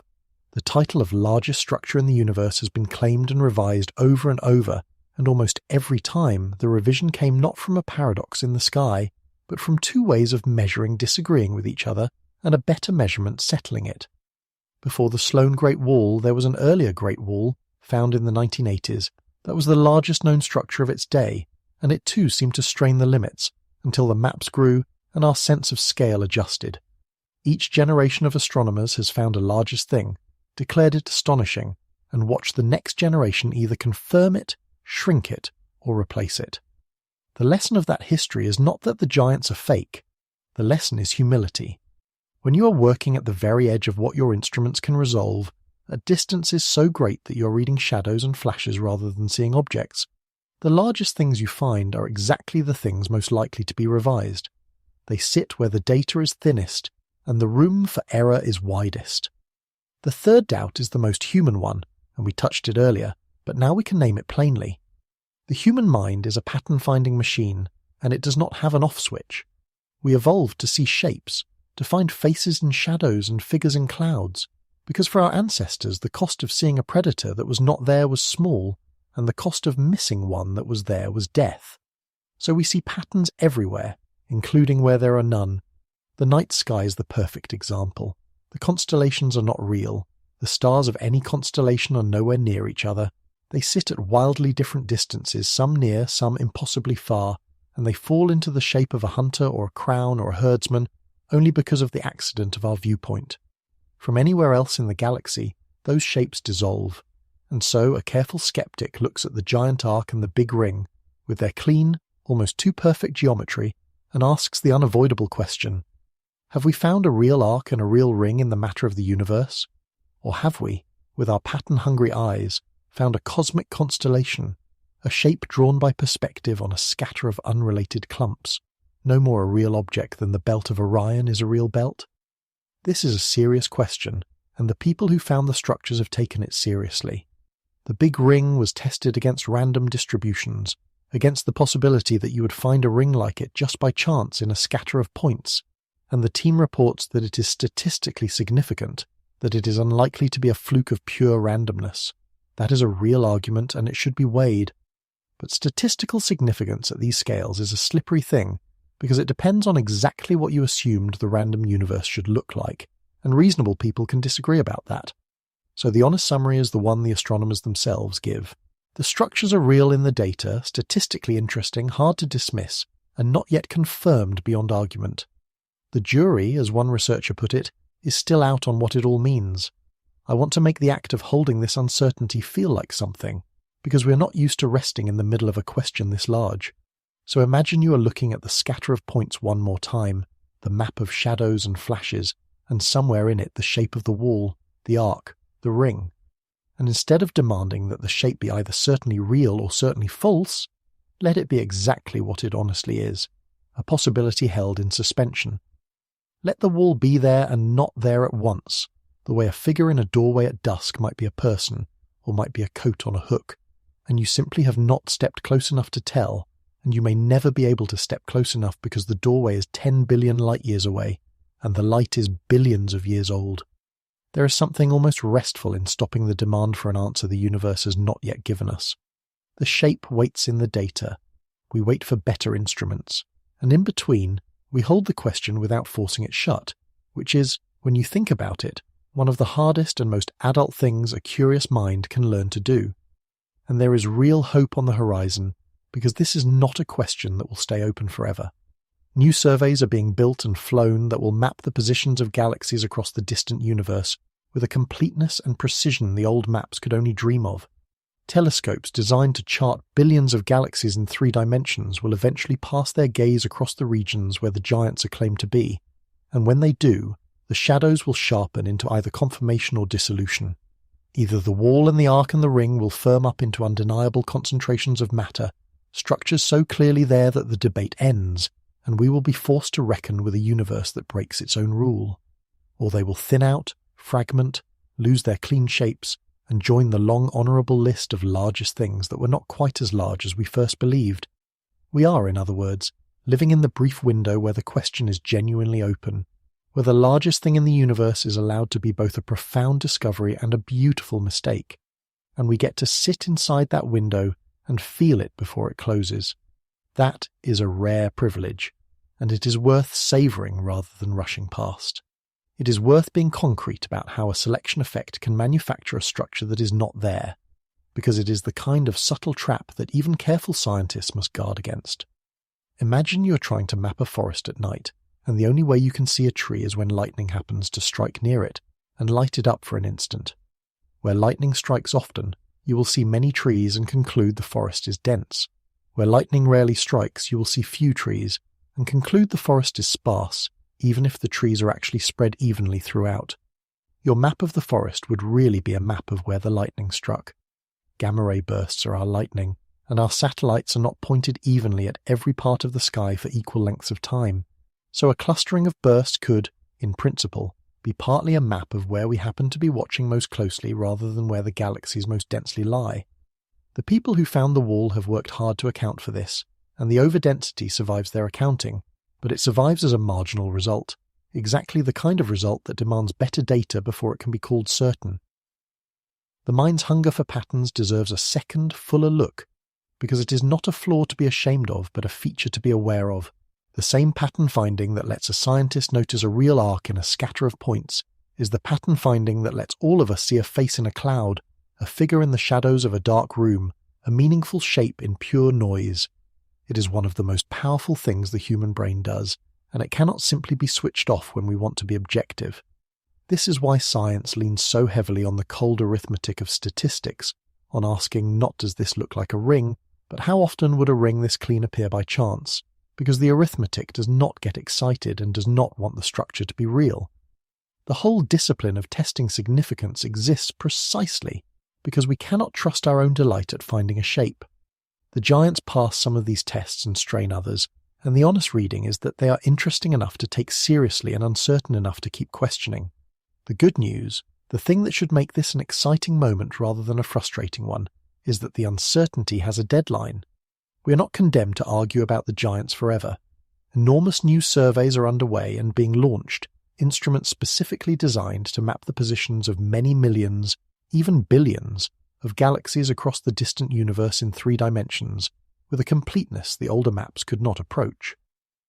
When their gaze sweeps across the regions where the Great Wall and the Arc and the Ring are claimed to lie, the sparse and shadowy data we have now will be replaced by something far denser and more certain.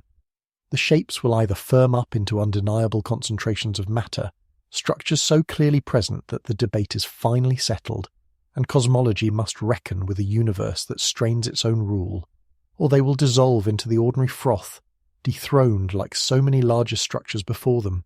Either outcome is a gift.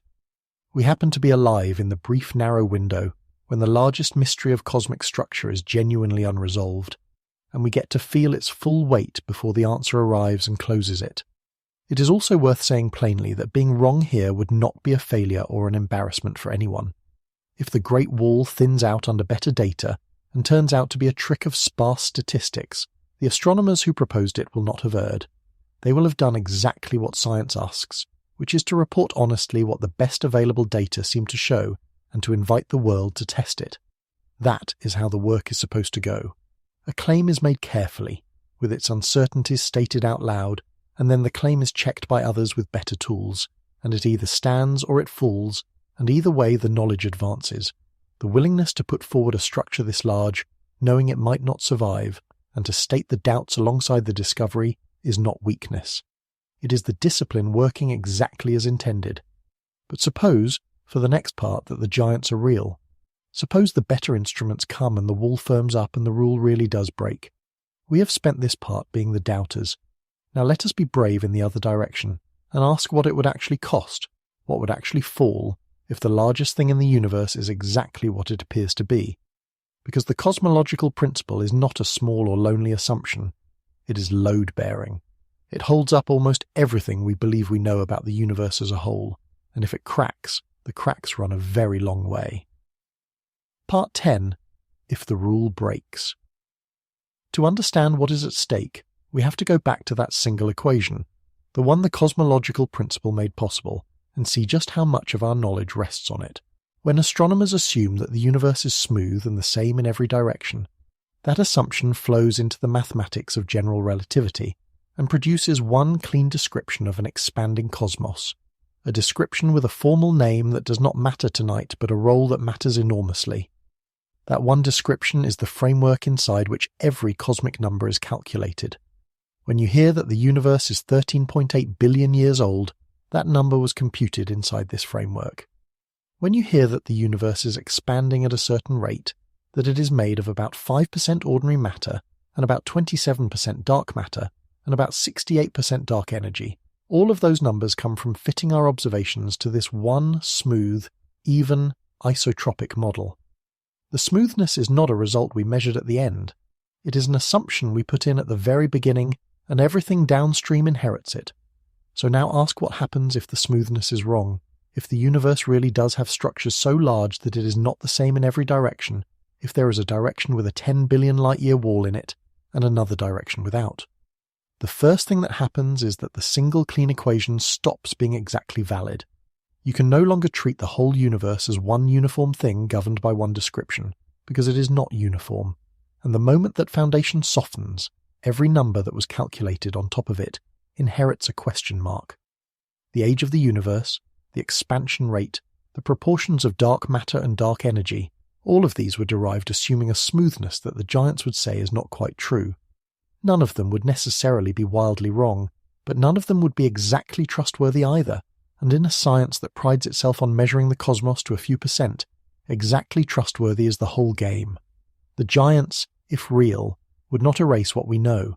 They would put an asterisk on all of it, a quiet note saying, this was calculated in a universe we assumed was smoother than it may be. And the giants do not stand entirely alone in raising this worry. There are other cracks, other hints scattered across cosmology, that the assumption of perfect smoothness and perfect sameness in all directions might not be exact. The oldest light in the universe, the faint afterglow of the early cosmos that fills the whole sky, was expected to be almost perfectly featureless, the same temperature in every direction to a tiny fraction of a degree, and for the most part it is. But when astronomers looked very carefully at the largest ripples in that ancient light, they found something they did not expect, an alignment, a tendency for the biggest features to line up along a particular direction, as if the universe had a preferred axis. It was given a half-joking, half-uneasy name, the axis of evil, because a preferred direction is exactly what a universe that is supposed to be the same in all directions should not have. There are other anomalies too, a strangely cold patch in that ancient light, a faint suggestion that one half of the sky differs subtly from the other. None of these on its own is a smoking gun. Each could be a statistical fluke, a coincidence in the noise, but they sit alongside the giant structures like a set of small separate cracks, all running in roughly the same direction, and a set of small cracks all pointing the same way is harder to ignore than any one of them alone. There is even a famous stubborn disagreement in cosmology, often called the Hubble tension, where two different ways of measuring how fast the universe is expanding give answers that refuse to agree, and have refused to agree for years now, no matter how carefully the measurements are checked. Most cosmologists think the tension points to some missing piece of physics rather than a failure of smoothness, but it is one more reminder that our clean single-equation picture of the universe has a few loose threads hanging from it, a few places where the numbers do not quite close, and the larger structures are one of those threads, perhaps the most dramatic one. So picture, just for a moment, the world in which the giants win, in which the better telescopes come, and the wall firms up, and the arc and the ring sharpen into undeniable structures, and the alignments in the ancient light hold steady. In that world, cosmologists would face the hardest kind of work, the rebuilding of a foundation while the house still stands on it. They would have to find a new framework, one that could describe a universe with genuine large-scale structure, and perhaps a genuine preferred direction, and they would have to recompute the age and the expansion and the contents of the cosmos inside that new framework, and they would have to do it carefully enough not to lose everything the old framework got right, because the old framework got an enormous amount right. This is not the cheerful fantasy of overturning science that you sometimes hear online. It is a sober, difficult, fascinating prospect, the kind of profound revision that comes along once or twice a century, the kind that happened when dark energy was discovered and the universe turned out to be accelerating. It would not mean the Big Bang was a lie. It would mean the Big Bang was a first draft, and the largest things in the universe were the notes in the margin telling us where to revise. And this is exactly where I have to stop and name the difference between what we are doing and what you will find in the louder corners of the internet, because the contrast matters. There is a popular claim that scientists have secretly proven the standard model of the universe is broken and are hiding it, and that structures like the Great Walls are the suppressed evidence. I want to be very clear and very calm about this. That is not what is happening, and the truth is more interesting than the conspiracy. The tension between the giant structures and the cosmological principle is not hidden. It is published openly in the most respected journals in the field. It is written up in science magazines, presented at the largest astronomy conferences, argued about in public by the very people whose careers are built on the standard model. A problem that scientists are openly fighting about at their own conferences is the opposite of a cover-up. The reason you have probably never heard of the Hercules Borealis Great Wall is not that someone buried it. It is that real science is slow and uncertain and does not make a clean headline, and an honest, unresolved maybe, does not travel as fast as a confident false certainty. The walls are not a secret. They are a frontier, and frontiers are messy and open and argued over, which is exactly how you can tell they are real frontiers and not staged ones. There is a second, gentler temptation to resist, and it is the one that wants to read meaning into the shapes, to see in the clean arc and the perfect ring the signature of some intention, some architect, some hidden design. I understand the pull of that. A ring 4 billion light-years around does feel like it ought to mean something, ought to have been drawn by some hand. But we have just spent an entire part learning that the shape might not even be a real object, might be a constellation written by perspective on a scatter of unrelated clumps. You cannot build a cathedral of meaning on a foundation you have not yet confirmed is there. The honest, and I think more beautiful position, is to let the shape be a question rather than an answer. To find the wonder not in a story we impose but in the genuine open mystery of whether the shape is a thing at all. Unknown is not the same as designed. Unknown is its own kind of sacred, the place where real discovery still lives. Let me make the dependence on smoothness even more concrete, because it is easy to hear that one equation rests on one assumption without feeling how total the dependence really is. When cosmologists fit their model to the afterglow of the early universe, to the faint ripples in that ancient light, they extract the whole recipe of the cosmos, how much ordinary matter, how much dark matter, how much dark energy, how old it all is, how fast it expands. But every step of that fitting assumes the universe is the same in every direction, because the model being fitted is a smooth and isotropic one. The numbers that come out are extraordinarily precise, measured to a percent or better, and they agree with a remarkable range of independent observations, which is the strongest reason to believe the smooth model is essentially right. But that agreement is itself measured inside the assumption. If the universe genuinely has a preferred direction, a built-in lopsidedness on the larger scales, then the precise recipe would need to be rederived in a model that allows for it, and we do not currently have a finished version of such a model that fits everything as well as the smooth one does. The discovery that the universe is even stranger than the smooth model assumes is not without precedent, and that precedent should make us neither too quick to panic nor too quick to dismiss. A little over a quarter-century ago, astronomers measuring the brightness of distant exploding stars found, to their genuine shock, that the expansion of the universe is not slowing down under gravity as everyone expected, but speeding up, driven by something we still do not understand and label, almost as a placeholder for our ignorance, dark energy. That discovery did not destroy cosmology. It deepened it, added a new and mysterious ingredient, and earned a Nobel Prize for overturning a confident expectation.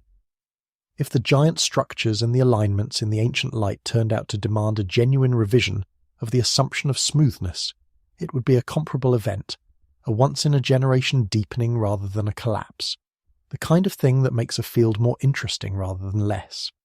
I want to return one more time, firmly and calmly, to the difference between this real frontier and the false drama you may encounter elsewhere, because it matters for how you carry this knowledge. The honest situation is genuinely thrilling on its own terms.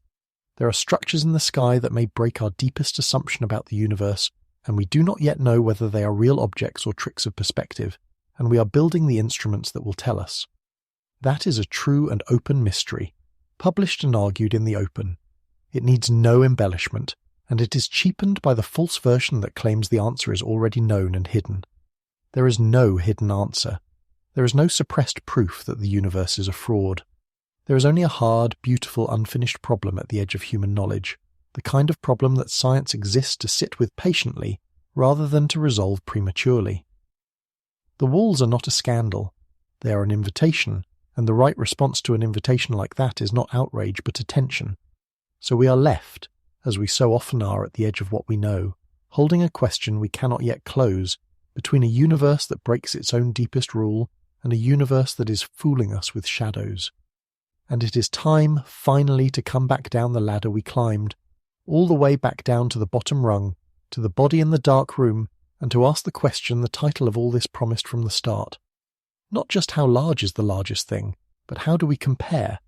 What does it mean that a creature as small as you, sitting where you are, was able to know any of this at all? Part 11. How we compare. Finally. Come back down now, all the way down, rung by rung, the way we came up. Down from the wall, 10 billion light-years wide, the largest thing that may or may not be a thing. Down past the arc and the ring near the herdsman. Down through immense heaven and its 100,000 galaxies. Down through the local group. Down into the Milky Way and across its 100,000 light-years. To one quiet spur of one spiral arm. Down to a single ordinary star. Down through the orbits of the planets to a small blue world. Down through the clouds to a room. To a chair. To a body. To you. You have been here the whole time. You never left. Everything we climbed in the mind, by reading light. And now that you're back where you started, the same size you have always been, I want to ask the question the whole night has been walking toward. How do we compare? What is the honest measure of a thing as small as you against a thing as large as that? Let us not flinch from the smallness, because it is real, and there is no use pretending otherwise. In pure ratio, you are to the largest structure roughly as a single atom is to you. The wall is something like 10 billion times your size, a number with so many zeros that writing it down does nothing for the imagination. If the wall were scaled down to the size of the Earth, our entire galaxy, all 400 billion of its stars, would be smaller than a single grain of fine dust, and you would be smaller than anything inside that grain that could still be called a piece of it. Across the entire span of cosmic history, light has not had time to cross the thing you were trying to picture. You will never see it, never reach it, never affect it, and it will never know you existed. By every physical measure, you are nothing to it. A speck of a speck of a speck, alive for a flicker on a grain orbiting a spark. And yet, here is the turn, the thing I have been saving, the reason this is not a story about despair. The wall does not know its own size. The wall cannot map itself. Its two ends have never spoken and never will. The largest thing in the universe, if it is a thing at all, is utterly unaware of itself, unaware of its own grandeur, unaware that it sits 20 times past the limit its universe was supposed to obey. It is enormous, and it is blind. And you, the speck, the flicker, the nothing, looked up from your grain and you mapped it. You took the death flashes of stars that exploded before your planet was born, and the shadows of gas in the light of black holes at the edge of the observable cosmos, and from those faint and ancient messages you reconstructed the shape of a structure 10 billion light-years wide, and you measured it, and you argued about it, and you gave it a name. The atom does not know your size, but you know the size of the wall. In the entire chain from the atom to the wall, you are the only link that knows the chain is there. That is what it means to compare ourselves to the largest thing in the universe, and it is so much stranger and finer than mere smallness. We are not the biggest thing, or the strongest, or the most lasting. We are the thing that notices. We are the place where the universe, after 13.8 billion years of expanding in the dark, finally folded back on itself enough to look around and take its own measure. The same universe that built the wall slowly, blindly out of the faint ripples of its beginning, also built on one small world a creature that could climb a ladder of pure reasoning from its own body all the way to that wall and feel the distance. The smallness is not the end of the story. The smallness is the setup for the only line that matters. We are small enough to be nothing, and aware enough to know it, and that combination, that exact and impossible combination, is the rarest thing we have found anywhere in all that immensity. And think about how we did it. Because the method is the meaning. We did not conquer the wall. We did not travel to it or touch it or own it. We read it. The whole of this night has been a story about reading, about a small attentive thing learning to interpret the faint old light that arrives from enormous distances long after it was sent. The universe wrote its largest figures in its most violent and most patient language, in dying stars and feeding black holes and the drinking of cold gas, and we, who cannot cross to the nearest star, taught ourselves to read that language. The map of the largest thing was drawn for us in dying light, and we learned the alphabet. There is a kind of intimacy in that, a closeness that has nothing to do with distance. We will never go to the wall, but we have read it, and to read something carefully is its own form of being with it. So let me leave you, as this channel always tries to, not with an answer, but with a settled kind of wonder you can carry into sleep. We do not know, tonight, whether the largest thing in the universe is a true object that breaks our deepest rule, or a shape drawn by perspective on a smooth and lawful cosmos. We do not know whether the end of greatness holds, or whether greatness runs on far past where we said it should stop. We do not know whether the better telescopes, when they come, will firm the giants into undeniable structures or thin them back into ghosts. The question is open, genuinely, honestly open, and we are lucky enough to be alive in the window while it is open, to feel the largest mystery in cosmology before it resolves one way or the other. That openness is not a failure. It is the most honest face the universe ever shows us, the face that says, there is still more to read, and you are exactly the kind of small, attentive, impossible thing that can read it. Notice too that the smallness we have been measuring is not a reason for despair, because the same universe that makes us small is the universe that made us at all. The matter in your body, the carbon in your cells, the iron in your blood, the oxygen in every breath, was forged inside stars and scattered across space when those stars died. The very same kinds of stellar deaths whose gamma-ray flashes drew the map of the Great Wall. You're not separate from the immensity you've been measuring. You're made of its leavings, assembled out of the ash of dead stars into a configuration that can look back at the whole and understand a little of it. The distance between you and the larger structure is real, and the smallness is real. But so is the kinship. You're a piece of the universe that has been arranged, after 13.8 billion years, into something that can wonder about the rest of itself. So carry this with you as you drift towards sleep, not as a weight, but as a quiet companion. The largest thing in the universe may break the only rule we have for the whole of it, or it may be a shape our perspective has drawn on a calm and lawful cosmos, and we do not yet know which, and that not knowing is honest and good. The instruments are coming that will tell us. The frontier is open, and whatever the answer turns out to be, the most remarkable fact in the entire story is not the size of the wall. It is that a small, soft, short-lived creature on a single grain of a world, made from the ash of dead stars, taught itself to read the faint old light of the universe and to measure the largest thing in it. That is what we are. Not the biggest thing, not the most lasting, but the thing that notices, the place where the universe keeps a record of its own immensity. Rest now, and let that be enough, because it is more than enough. It is the rarest thing we have ever found. You are right now, lying or sitting somewhere on a small world, a body of ordinary size, breathing ordinary breaths, and you contain, in the few pounds of patterned matter behind your eyes, a map of a structure 10 billion light-years wide. Nothing about your body has changed across these 2 hours, only your sense of where it sits and what it is capable of holding. The largest thing in the universe shouldn't be able to exist by our own best rule, and the second strangest thing in the universe is that something as small as you could ever have known. Rest now. The wall is not going anywhere. It has been there, or seemed to be there, for longer than there has been an earth, and it will keep its slow blind vigil whether or not you are awake to wonder at it.